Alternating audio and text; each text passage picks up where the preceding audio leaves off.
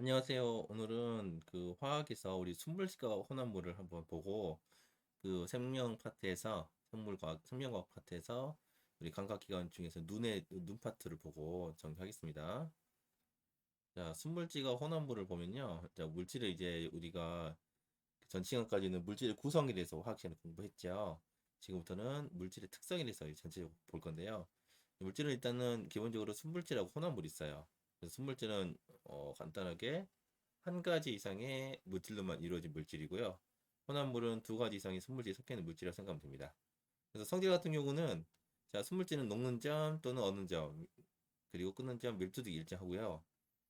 혼합물 같은 경우는 두 가지 이상이 같이 섞여 있기 때문에 성분 물질의 성질을 그래도 가지고 있습니다. 예를 들어서 여기 밑에 있는 흙탕물 있잖아요. 흙탕물 같은 경우는 물하고 흙의 성질이 안 섞인 채로 가지고 있기 때문에 두 가지 성질을 가지고 있다. 그래서 성분 물질의 혼합 비율에 따라서 녹는 점, 끓는 점, 밀도 등이 다릅니다. 그래서 이제 순물질 같은 경우는 먼저 또 원소하고 화물이죠. 우리 원소를 계속 공부했죠. 그래서 원소는 한 가지 원소로만 이루어진 순물질. 그리고 수소, 산소, 불이, 철, 은, 금이다. 그리고 화물은 두 가지 이상의 원소도 이루어진 순물질인데요. 물이나 이산화탄소, 염화나트륨 등이 있어요. 근데 혼합물은 이제 섞이는 정도에 따라서 균일 혼합물 또는 불균일 혼합물인데요. 균일 혼합물은 성분 물질이 고르게 섞여 있는 혼합물. 불균일은 성분 물질이 고르게 섞여 있지 않는 고르지 않게 섞여 있는 혼합물이죠. 그래서 공기나 식초나 바닷물, 사이다는 균일 혼합물. 불균일 혼합물은 암석, 주스, 흙탕물 등이 있습니다. 그래서 이제 우리가 계속 공부를 할 내용이 물질 특성인데 물질의 여러 가지 성질 중에서 다른 물질과 구별되는 고유한 성질이다. 그래서 물질의 종류에 따라 다르다고 이야기할 수 있죠. 그래서 물질의 양이 변해도 물질의 특성은 변하지 않는다. 그래서 겉보기 성질이나 끓는 점, 녹는 점, 어는 점, 밀도, 용해 등이 있습니다. 그래서 우리가 이걸 계속 그걸 공부할 거니까 잘 이해를 하시면 되고요. 자, 그래서 순물질하고 혼합물을 다시 정리해 보면은 순물질은 녹는 점, 어는 점과 끓는 점이 일정하지만은 혼합물은 녹는 점, 어는 점이 일정하지 않습니다. 그래서 어는 점을 비교해 보면은 자, 물 같은 경우는 자, 우리 물 같은 경우는 0도에서 이제 섭씨 0도에서 이제 녹거나 얼죠. 그런데 자, 온도가 두 개 떨어지는 건데 물 같은 경우는 0도 이상으로 안 떨어지고 물에서 이제 즉 액체에서 고체로 이제 바뀌죠. 그런데 이제 혼합물, 소금물 같은 경우는요, 더 떨어집니다. 지금 녹는 점이, 어는 점이 섭씨 마이너스 8도 내려가요. 그래서 혼합물은 순수한 액체보다 낮은 온도에서 얼기 시작하고 어는 동안 온도가 계속 낮아진다. 그래서 이걸 이용한 것은 겨울철에 눈이 내린 도로에 염화칼슘을 뿌리면은 눈이 잘 얼지 않습니다. 그 마이너스 8도 정도 돼야 이제 얼기 때문에 쉽게 얼지 않겠죠. 그리고 겨울철에 자동차가 냉각수는 이제 어, 자동차 엔진에서 나오는 열을 식혀주는 이제 물인데 이게 얼면 안 되겠죠. 그렇기 때문에 부동액을 넣어서 더 낮은 온도에서 얼도록 해준다라고 생각하면 됩니다. 끓는 점 마찬가지입니다. 물 같은 경우는 액체에서 기체로 가는데 섭씨 100도죠. 근데 이제 혼합물, 소금물 같은 경우는 더 높은 온도에서 얼, 끓기 때문에 약 여기 보면은 대략 102도 정도에서 어는 거죠.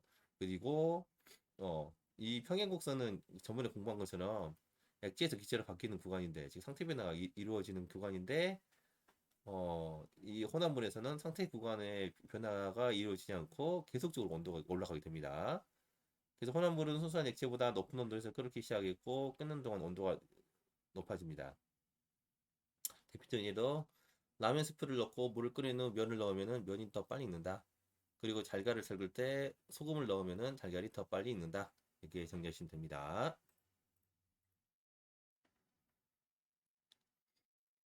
자, 녹는 점과 어는 점인데요. 자, 고체가 액체 상태로 변하는 동안 일정하게 유지된 온도가 녹는 점. 그리고 액체가 고체 상태 변하는 동안 일정하게 유지된 온도가 어는 점. 이게 상태 변화 이런 지점이잖아요. 그래서 녹는 점 또는 어는 점은 물질의 종류에 따라 다르고요. 같은 물질의 경우에는 녹는 점과 어는 점이 양에 관계없이 일정해요. 양은 상관없이 물이 뭐 100리터하고 200리터하고 똑같이 섭씨 0도에서 얼고 녹겠죠. 그리고 화물질의 녹는지가 어느 점은 서로 같다. 즉 얼음의 녹는 점은 물의 어느 점과 똑같으니까요. 그래서 이건 다 알 필요 없이 한번 참고적으로 아시면 되는데 질소는 마이너스 210도에서 얼고 에탄올은 마이너스 114.1도 얼음은 제일 쉽죠? 0도 섭씨 0도에서 얼고 납은 무려 327.5도에서 녹아요. 그러니까 엄청난 열을 가해줘야겠죠? 염화나트륨 800.7도, 철은 1538도에서 언다. 녹는다라고 생각하면 됩니다. 그래서 녹는 점을 이용한 건데 녹는 점이 높은 물질과 낮은 물질로 이제 그 구분할 수 있죠. 녹는 점이 높은 물질로 이용하는 것은 방화복, 조리기구, 우선 본체, 종결치 열을 잘 견디게 해죠. 녹는 점이 낮은 물질은 댐납이라 가지고 납을 녹여가지고 금속을 붙이는 거예요. 그 납이 327.5도에서 그 녹고 철이 1538도에서 녹잖아요. 납이 먼저 녹으니까 녹아가지고 철 주위에 딱 붙어가지고 금속을 붙여주는 역할을 합니다. 이게 납이라고 댐납이라 하는데요. 그리고 옛날에는 지금 전기 차단기를 쓰는데 옛날에는 그 휴지라 해가지고 빨리 더 낮은 온도에서 녹는 그 금속을 써가지고 열이 그 전기 과부하가 되면은 그 휴지가 녹아가지고 끊어집니다. 이걸 이용한 거요. 온도계의 그 수은도 옛날에 많이 썼는데 지금 안 쓰죠. 네, 수은의 녹는 점을 이용해 가지고 온도를 잰다. 특히 그 체온 잴 때요. 자, 끊는 점입니다. 끊는 점은 뭐 우리 예전에 공부했었죠. 그래서 액체가 기체 상태로 변하는 동안 일정 유지된 온도인데요. 자, 물 같은 경우는 섭씨 100도에서 이제 액체에서 물에서 수증기로 이제 바뀌죠. 아세톤 잘 아시죠? 아세톤은 훨씬 낮은 어, 영상 섭씨 56도에서 끓어요. 그렇기 때문에 아세톤이 훨씬 더 그 낮은 온도에서 끓죠. 즉 끓는 점은 물질의 종류에 따라서 다르다. 즉 물질의 특성이라고 할 수 있어요. 하지만은 자 같은 물인데 하나는 110리터, 10ml, 하나는 200ml인데 결국에는 똑같은 100도에서 끓긴 하겠지만은 이 녹는 그 끓는 점은 똑같다. 하지만은 물이 더 적은 것이 더 빨리 끓는다라고 생각하면 됩니다. 그래서 같은 물질의 경우에 끓는 점은 양에 관계없이 일정한데 양이 많을수록 끓는 점이 늦게 도달할 뿐이다. 이걸 잘 이해하시면 돼요. 그리고 이제 좀 어렵게 그 이제 압력의 관계를 이제 나오는데요. 끓는 점과 압력의 관계를 봅시다. 압력이 높아지면 끓는 점이 높아집니다. 그래서 옛날에 그 밥을 할 때는 압력밥솥을 사용했죠.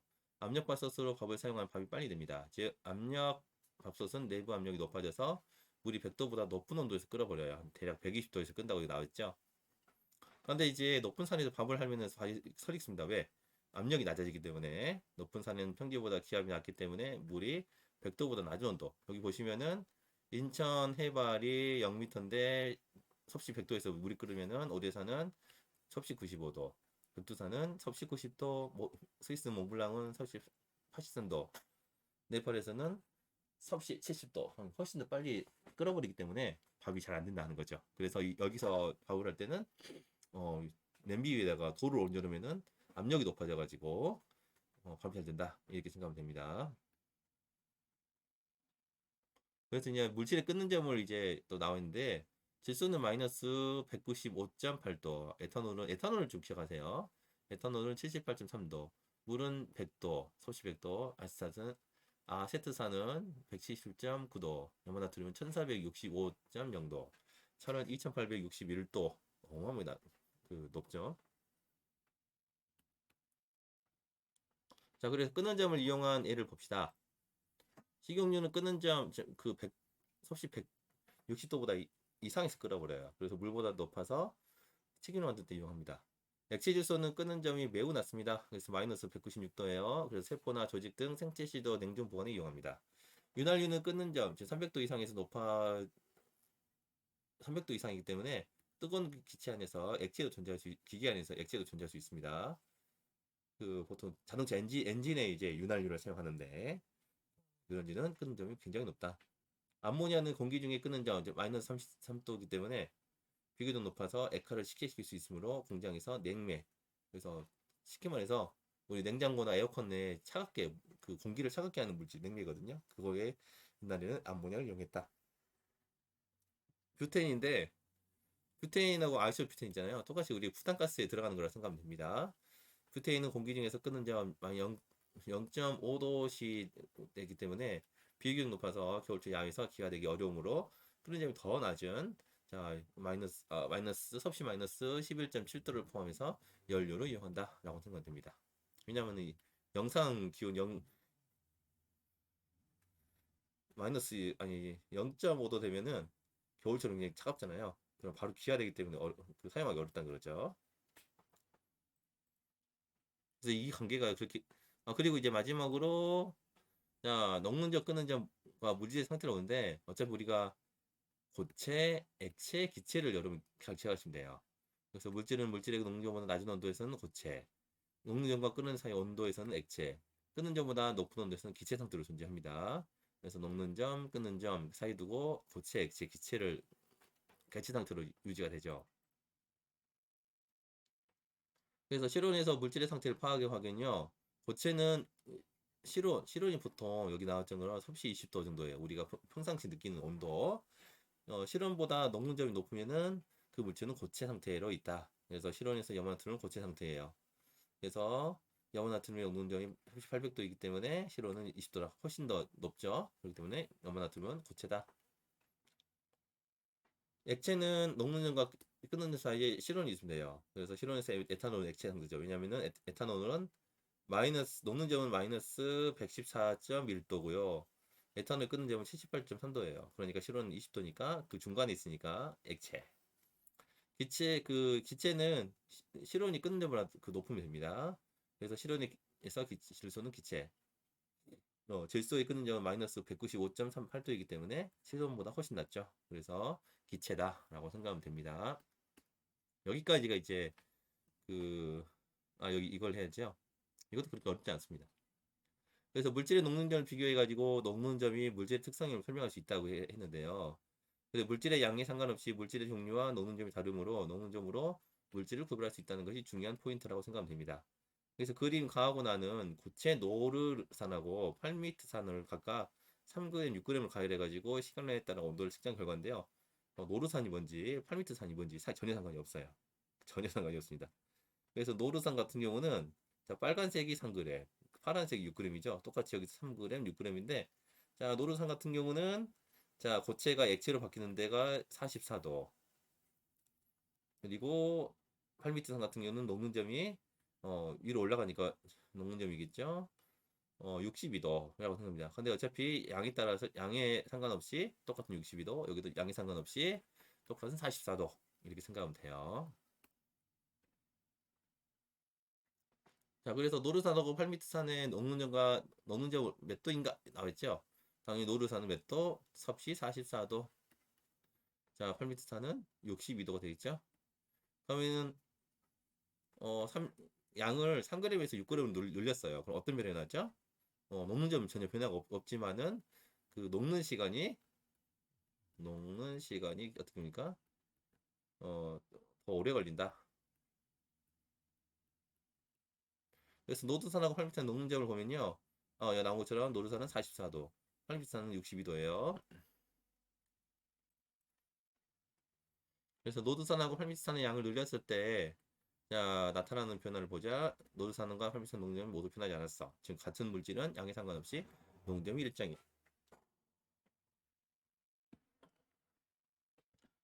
노드산하고 팔미트산이 녹는 점까지 돌아가는데 걸린 시간이 모두 늘어났어요. 그리고 노드산과 팔미트산이 용해되는데 걸린 시간도 모두 늘어났다. 즉 물질의 양이 많으면 상태 변화하는데 더 많은 에너지가 필요하다. 그리고 노르산과 팔미트산 양을 늘려도 노르산과 팔미트산 녹는 점은 변하지 않았고 녹는 점까지 돌아가는데 걸리는 시간과 용해되는 걸린 시간이 늘어날 것이다. 그래서 정리하면 노르산과 팔미트산 녹는 점은 물질의 양에 상관없이 일정하다. 이렇게 정리할 수 있죠. 그래서 밑에 문제도 뭐 전혀 어렵지 않으니까 한번 풀어보시면 바로 풀 수 있을 겁니다. 그리고 어, 어, 아직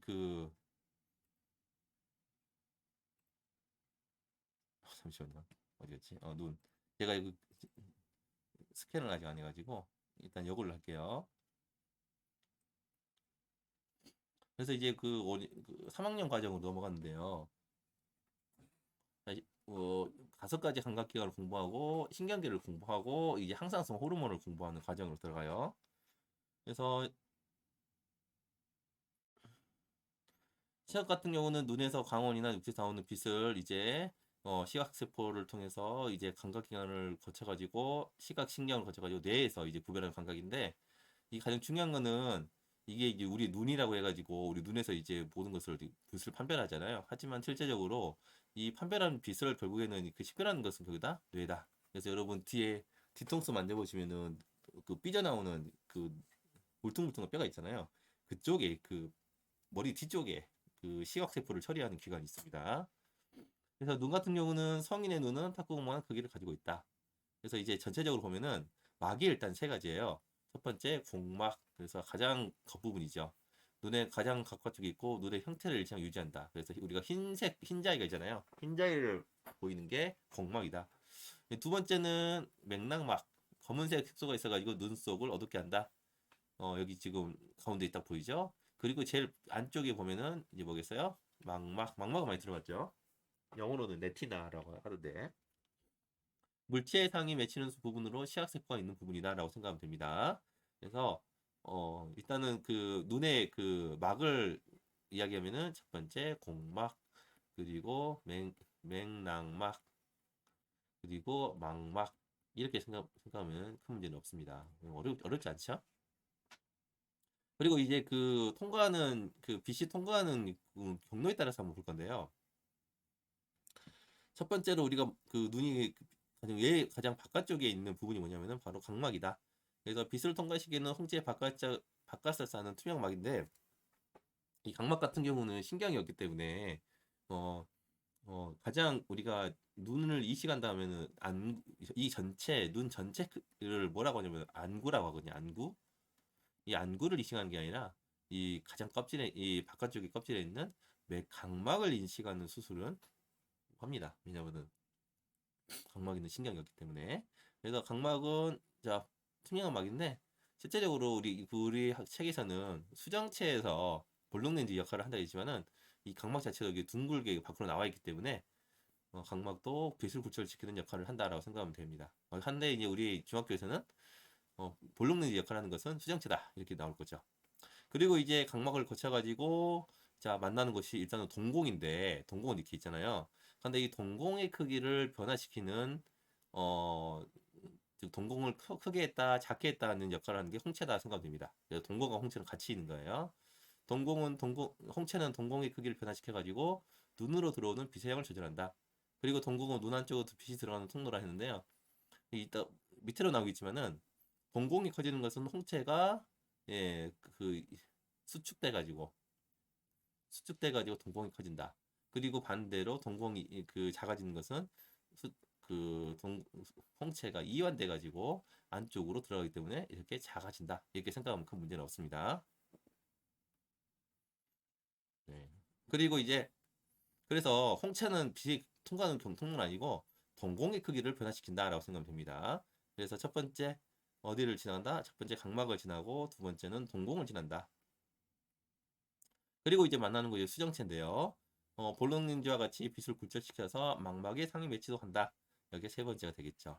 그런데 이 수정체의 그 모양을 변화시키는 게 뭐냐면은 바로 선모체라고 나와 있어요. 선모체도 자 바깥 이쪽으로 가는 것은 수축 그리고 안쪽으로 들어가는 것은 이와 이렇게 생각하시면 됩니다. 그래서 수정체는 3번. 그럼 수정체에 이제 빛을 통과해 가지고 이제 들어가면은 이제 안쪽에 공 모양의 그 망막 안쪽에 이제 뭐가 있냐면 유리체가 있어요. 그래서 유리체는 4번. 그래서 눈 속에 채우고 있는 투명한 물질로 윤회 형체를 유지하는 것이다. 자, 그 다음에 이제 만나는 곳이 어디냐면은 망막이긴 한데 자, 상이 맺히는 부위죠. 그런데 망막에서 가장 중심 부분 여기 시각신경이 모여 있어가지고 시각세포 없는 부분이 바로 맹점이죠. 네, 맹점을 생각하시면 됩니다. 맹점에서 이제 모든 빛의 시도 모여지면은 그 시각신경이 모여져서 자 이제 어디로 간다? 바로 시각신경을 거쳐가죠. 시각신경을 거쳐서 마지막에 뇌로 간다라고 생각하면 큰 문제가 없습니다. 자 그래서 이제 밑에를 다음 걸 또 볼 건데요. 이건 한번 해보세요. 그림으로부터 10cm에서 2cm 떨어진 거리에서 왼쪽 눈을 가리고 오른쪽 눈으로 아래 그림의 무당 모델을 바라봅니다. 그래서 눈동자를 움직이지 말고 무당 모델을 계속 주시해가지고 그림을 앞뒤로 천천히 움직이면요 오른쪽 수박의 변화를 관찰할 수 있습니다. 근데 이제 그 관찰을 해보는데 그 그림과 같이 눈 사이 변화시키면은 수박이 보이지 않을 때가 있어요. 그것은 맹점이 있어가지고 그 시약 복사 분포하지 않아서 맹점이 상위 미치면 물체가 보이지 않는다. 이 수박이 안 보인다거든요. 한번 해주시 바라고요. 그래서 시각색 성립 경로, 즉 빛이 그 지나가는 경로로 보면 각막을 통해서 수정체로 가고 동공이 가야 돼요. 동공 들어가야죠. 동공으로 들어가고 유리체 망막에 있는 맹점에서 시각세포로 들어가서 시각 신경으로 가서 내려간다. 이렇게 생각하시면 됩니다.